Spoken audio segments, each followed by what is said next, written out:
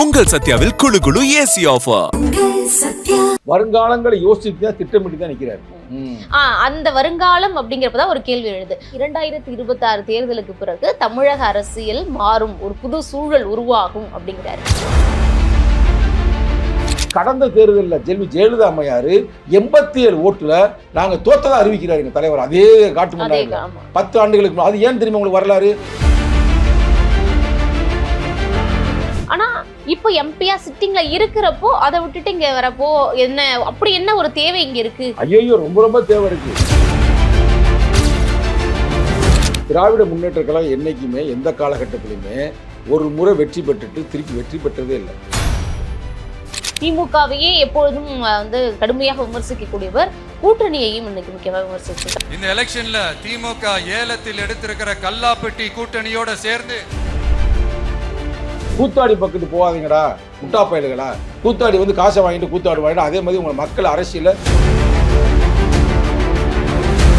Doctor கலைஞர் மு கருணாநிதி எங்கள் தலைவருக்கு சின்ன முரண் உருவாச்சு. எங்கள் தலைவர் ரொம்ப நன்றிங்க வணக்கம்ங்க அப்படி ரிசைன் பண்ணிட்டு வந்தார். ஒரே தமிழ் நேயர்களுக்கு வணக்கம். இன்றிடம் நிகழ்ச்சியில் நம்முடன் இணைந்திருப்பவர் விசிக இளைஞரணி செயலாளர் திரு சங்கத்தமிழன் அவர்கள். சார்கிட்ட கேட்க நிறைய கேள்விகளும் சந்தேகங்களும் இருக்கு, பேசுவோம். வணக்கம் சார். வணக்கம்மா. திருமாவளவன் அவர்கள் டெல்லியை விட்டு தமிழ்நாடு அரசியலுக்கு பிரவேசம் செய்யறதுக்கான காரணம் என்ன? அது எப்படின்னா முக்கியமான காரணம் நான் சொல்றேன். அவர் தலைவரோட சொல்லலை.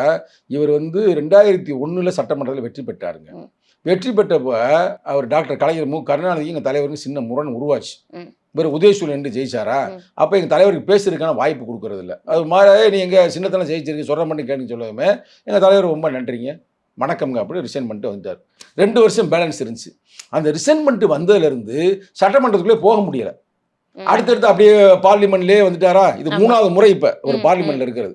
இப்போ என்ன வருதுன்னா யதார்த்தமாக இந்த காலகட்டத்தில் அந்த காட்டு மன்னார் கோயில், நான் சொல்ற உண்மை, காட்டு மன்னார் கோயில எங்க அண்ணன் இவர் தான் நின்றாரு, சிந்தனை செல்வன். அவர் தான் இப்போ எம்எல்ஏ. இப்போ அங்கே அவருக்கு ஏதோ சில எதிர்ப்பு இருக்கிற மாதிரி சொல்றாங்க. நான் சொல்ற வார்த்தை புரிஞ்சு சொல்றாங்க. அப்ப அப்படி இருக்கும்பொழுது அதுல வேற யாராவது ரீப்ளேஸ்மெண்ட் பண்ணோம்னா சரியா இருக்குமான்னு பார்த்தா அதுவும் சரியா இருக்காது. ஒரு பொதுச்செயலாளர் இருந்த இடத்துல இன்னொரு ஆளை போய் நம்ம போறது நல்லா இருக்காது. அப்ப தலைவருக்கு ஒரு நீண்ட கால ஆசை நம்ம சட்டமன்றத்துக்குள்ள வரணும். இதான் உண்மையான காரணம், வேற எந்த காரணமும் இல்லை. அதனால சரி ஏன் நம்ம நிக்க கூடாது அப்படின்னு அவர் நின்றுருக்காரு. அது மட்டும் அல்லாமல் கடந்த தேர்தலில் ஜெயலலிதா அம்மையார் 87 ஓட்டுல நாங்க தோத்ததா அறிவிக்கிறார் எங்க தலைவர். அதே காட்டுமன்னார் 10 ஆண்டுகளுக்கு முன்னாடி. அது ஏன் தெரியுமா உங்களுக்கு வரலாறு? எங்க தலைவர் ஜெயலலிதா அம்மையாரை எதிர்த்து பேராசிரியர் வசந்தரா தேவியை போட்டார். நான் இருக்கா வசந்தரா தேவியோட படித்த பன்மகள், இது சாதாரண நடிகை. அப்ப அதெல்லாம் போட்டு டிவியில் டேமேஜ் பண்ணிட்டாங்க. அதெல்லாம் அந்த அம்மாவுக்கு கோபம். அந்த கோபத்தில் நீ என்னை எதிர்த்து ஆளா போட்டு அது வசந்தரா தேவியை போட்டையா, ஒரு ஆம்பளை பையனை போட்டிருந்தா கூட பிரச்சனை இல்லை. அந்த கோபம் அந்த மாதிரி இரும்பு பெண்மகள்ல எங்க தலைவர் ஜெயிச்சுக்கிட்டே வர்றாரு. டக்குன்னு 87 ஓட்டுல தோத்த அறிவிச்சு விடுங்க அப்படின்ட்டு சில ஓட்டுகளை எண்ணல. நான் சொல்றேன் 100 உண்மை. ஏறக்குறைய ஒரு 150 ஓட்டு எண்ணாம இருக்குது. அது போல எங்க ஓட்டு தபால் ஓட்டு அறிவியன்றுச்சு. ஏன்னா அந்த அம்மா அப்பா 2016 மெஜாரிட்டியை ஜெயிச்சுட்டு வருது. அப்ப அங்க நடந்தது தவறான ஒண்ணு ஜனநாயகத்தை நம்ம போக விடாம செஞ்சுட்டாங்க. அப்ப மீண்டும் நம்ம போகும்ன்ற அந்த ஒரு எண்ணத்துலதான் வர்றாரு. ஜனநாயகத்துக்குள்ள வரணும் அப்படின்னு இங்க வர்றாரு. இது நல்ல விஷயம் தானே, நல்ல விஷயம், வரவேற்கத்தக்க விஷயம். அது எதுவும் சொல்ல. ஏன்னா டெல்லியில ஒலித்த ஒரு குரல் சட்டமன்றத்தை தமிழ்நாட்டுக்காக ஒலிக்க போகுதுங்கிறப்போ, ஆனா இப்போ எம்பியா சிட்டிங்ல இருக்கிறப்போ அதை விட்டுட்டு இங்க வரப்போ என்ன அப்படி என்ன ஒரு தேவை இங்க இருக்கு? ஐயோ, ரொம்ப ரொம்ப தேவை இருக்கு. இப்ப நம்ம விளையாட்டுக்காக சொல்ல, விஜய் எப்படி இந்த முறை சட்டமன்றத்துக்குள்ள போயிடுவார் சரிங்களா? 2ல நிக்கிறாரு, 1ல் எப்படியும் ஜெயிச்சிருவார். அவர் போயிட்டாரா? அந்த பக்கத்து திமுக இருக்குது சரிங்களா? இப்ப விஜய் உள்ள போகும்போது நம்ம நான் யதார்த்தத்தை பேசக்கூடிய ஆளுங்க. இப்ப எல்லா போக்கஸும் அவர் மேலதான் இருக்கு. அதுல வேற உங்களை மாதிரி ஆள்லாம் என்ன சொல்றாங்க, தலித் இளைஞர்லாம் போறாங்கடா வர்றாங்கன்னா நீ சொல்றீங்க.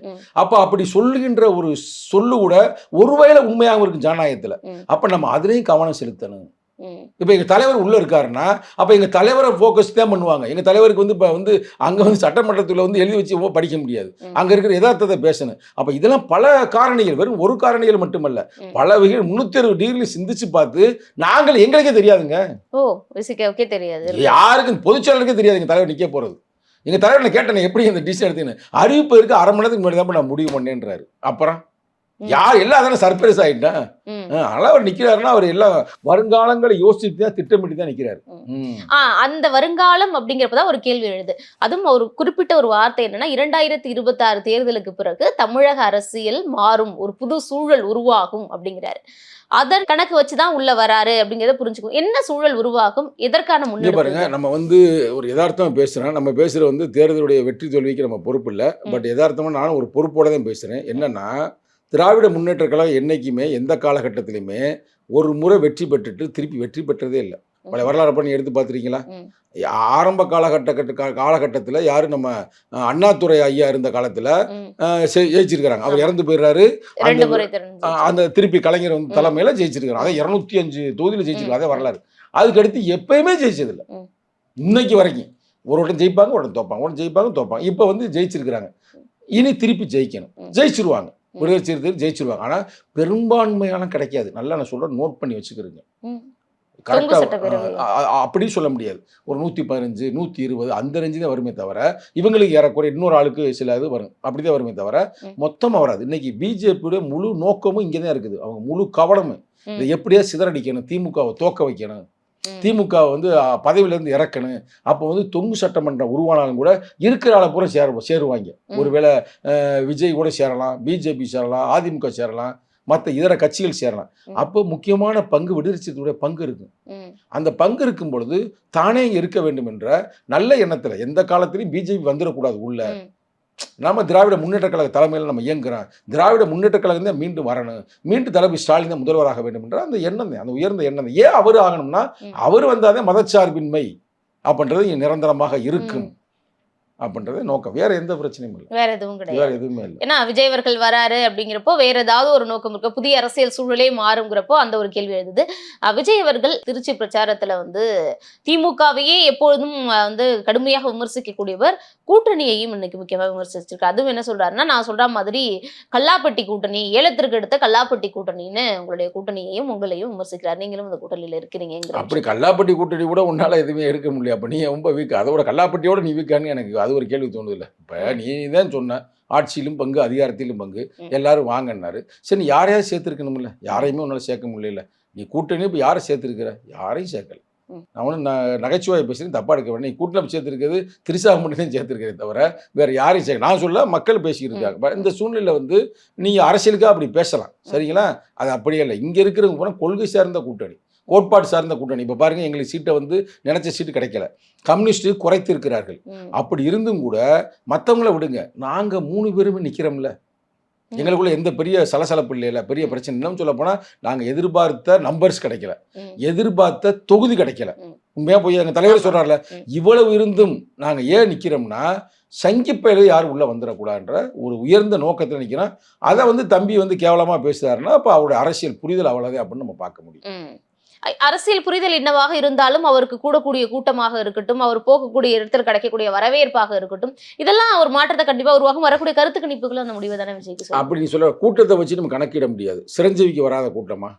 இவரை விட அதிகமான சிரஞ்சீவி கூட்டம் வந்துச்சு. இவரை விட அதிகமாக அண்ணன் விஜயகாந்துக்கு வந்துச்சு. அண்ணன் விஜயகாந்த் எங்க போனாரு உங்களுக்கே தெரியும்.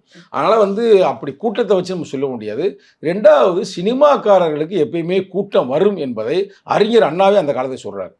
அறிஞர் அண்ணாவே என்ன சொல்ற, எம்ஜிஆர் மொத்த கட்டினாலே போதும் பாருன்னு அவ்வளோ பெரிய அறிவாளியே சொல்றாரு. ஆனால் ரசிகர்கள் கூட்டம் கொண்டு தான் இருக்கு. இன்னமும் சொல்ல போனோம்னா இவர் என்ன சொல்லிருக்காரு, எம்ஆர் ராதா இன்னும் கோபமாக சொல்றாரு, கூத்தாடி பக்கெட்டு போகாதீங்கடா முட்டா பயல்களா, கூத்தாடி காசை வாங்கிட்டு கூத்தாடி வாங்கிட்டு அதே மாதிரி உங்களை மக்கள் அரசியல கெடுத்துருவாரு சொன்னாரா சொல்லலையா? அதை விட இவங்களா கூட கரெக்டு. கர்ம வீரர் காமராஜர் இவங்களுக்கெல்லாம் பெரிய ஒரு மக்களுக்காக உழைத்து மக்களுக்காக வாழ்ந்தவர். அவர் என்ன சொன்னாரு, ஒரு கூத்தாடிட்ட போய் நீ ஆட்சி அதிகாரத்தை கொடுத்தால் அவர் கூத்தியாட்ட கொடுத்துட்டு போயிடுவாப்புல, அதனால கவனமா இருங்க சொன்னாரா? அவ்வளவு பெரிய மனுஷன். அதை கூட நம்ம சொல்ல முடியாது ஒரு பெண்ணை வச்சுக்கிட்டு. பட் அவர் சொல்றாருல்ல, சொல்லியிருக்கிறாருல. அதனால இது ஒரு ஆரோக்கியம் இல்லை. கூட்டம் சும்மா கூடுறவர்கள் எல்லாருமே ஆட்சியை பிடித்து விடுவார்கள் நாங்கள் நம்பவில்லை. ஆனா நடக்குதுன்னு பார்ப்போம். இவ்வளவு நேரம் ஒதுக்கி என்னுடைய கேள்விகளுக்கு மிக நேர்த்தியான தெளிவான பதில்கள் கொடுத்ததுக்கு நன்றி. நன்றி, வணக்கம். Subscribe to One India and never miss an update.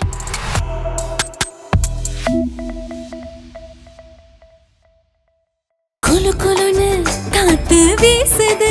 உங்கள் சத்யாவில் குளு குளு ஏசி ஆஃபர். சத்யா.